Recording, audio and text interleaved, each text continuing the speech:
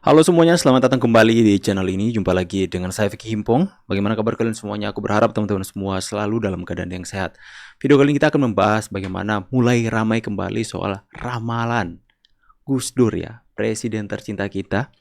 Pak Gus Dur sempat meramal bahwa Indonesia akan masuk dalam Piala Dunia, yang dimana ada katanya orang bermata cipit yang akan membawa Indonesia. Saya nggak tahu seperti apa perbincangan kita. Nanti segera ke dalam rangkuman ini ada video Pak Gus Dur memprediksikan hal seperti itu. Kita akan sama-sama untuk menyaksikan teman-teman ya. Ini menarik karena mulai diperbincangkan apakah this is the time guys ya. Inikah eranya di mana Indonesia akan masuk Piala Dunia. Melihat performa Indonesia yang semakin hari semakin membaik, kita akan saksikan bersama-sama. Let's go. Pelatih Australia Graham Arnold, dia bilang gini, Indonesia udah gila main kayak gini, bener-bener mempersulit kita.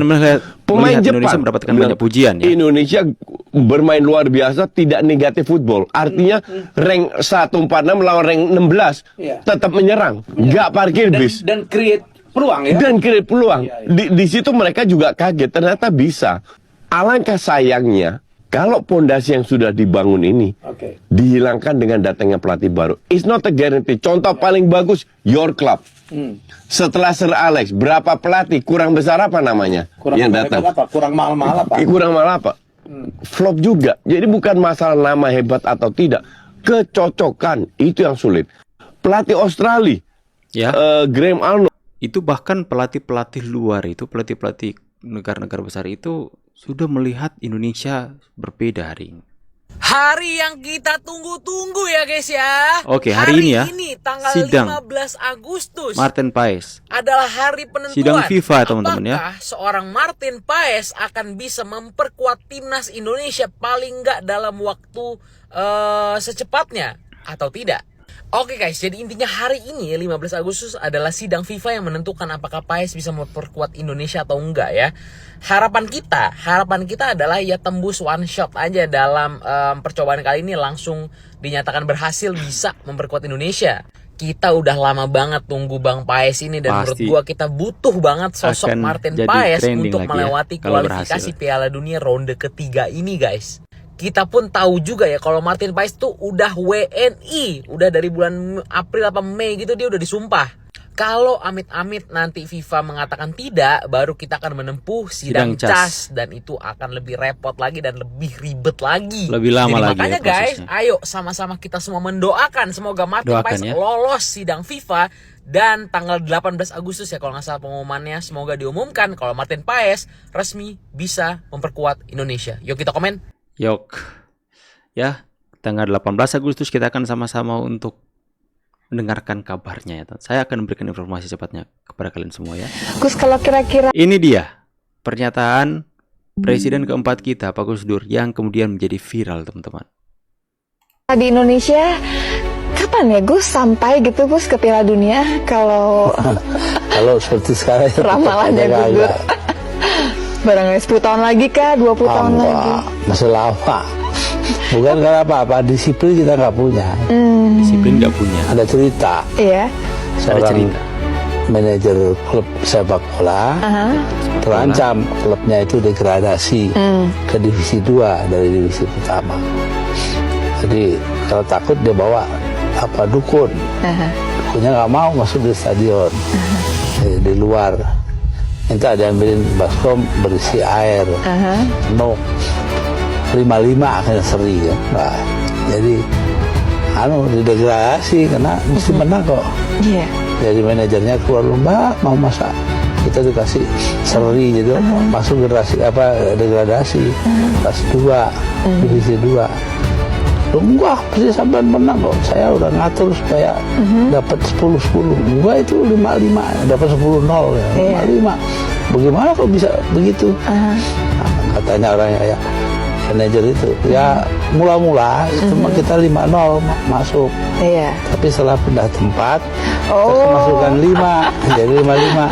Kata dukunnya, pakai pindah tempat. Jadi dukunnya belum di-brief ya. Jadi akhirnya mana ucapan Gus Dur, prediksi Gus Dur pelatih mata sipit bahwa Indonesia Piala Dunia. Kita harus cari omongannya itu ya. Oke, Rafael Strike.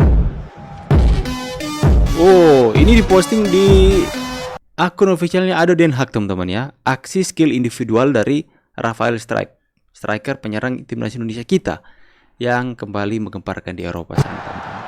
Asik. Bakat muda ini.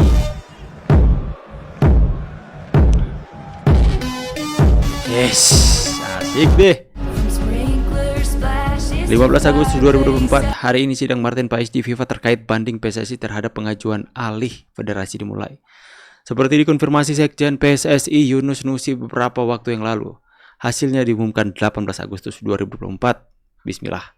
Inilah rendahnya IQ pemain timnas Indonesia. Asisten STY di timnas Nova Arianto mengungkapkan bahwa STY pernah mengadakan tes kecerdasan kepada para pemain timnas. Hasilnya pun di luar dugaan. Ada beberapa pemain yang hasil tes IQ-nya di bawah rata-rata. Coach Nova menceritakan juga bahwa beberapa pemain yang IQ-nya di bawah rata-rata tersebut kerap kebingungan dan ngeblank saat diberi arahan oleh STY. Padahal menurut STY sendiri, pemain harus punya IQ tinggi agar saat diberi arahan oleh pelatih dia bisa paham. Inilah rendahnya IQ pemain timnas Indonesia. Gue sih tadinya kagak mau ya ngebahas ini.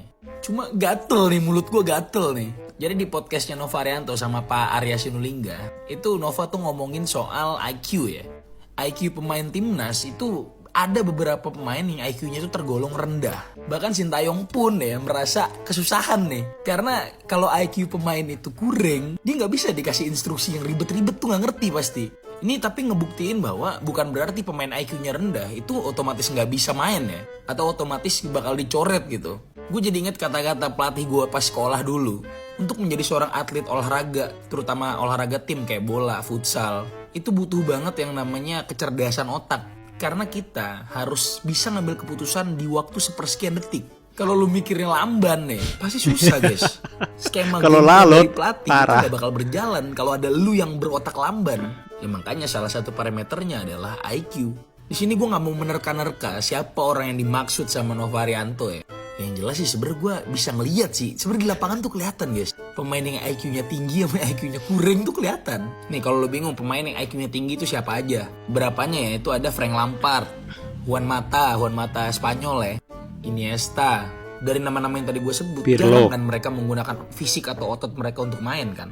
Lebih banyak otak yang mereka pakai. Jadi sebenarnya sih PR juga ya jadi Sintayong ya. Negara kita kan negara yang berkembang nih guys. Jadi secara gizi, secara asupan makan itu kurang dan pasti mempengaruhi kecerdasan dia.